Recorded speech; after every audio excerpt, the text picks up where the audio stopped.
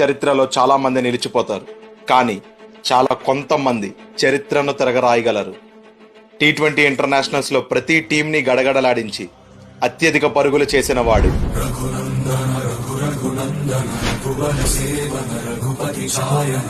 ప్రత్యర్థి బౌలర్లను మట్టు పెట్టి ఈ ఫార్మాట్ లో 200 సిక్స్లు కొట్టిన మొదటి వాడు.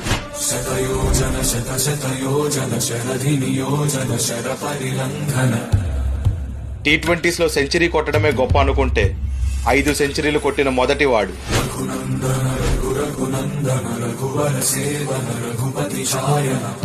13 ఏళ్ల తర్వాత ఇండియాకి వరల్డ్ కప్ తెచ్చాడు.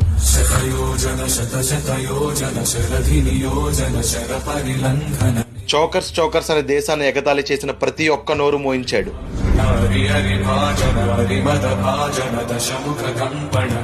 17 సంవత్సరాల నుంచి ఇండియన్ టీంకి అండగా ఉన్నాడు. టీ20 వరల్డ్ కప్ చరిత్రలోనే ఒక్క మ్యాచ్ కూడా ఓడిపోకుండా కప్పు గెలిచిన మొదటి కెప్టెన్ అయ్యాడు.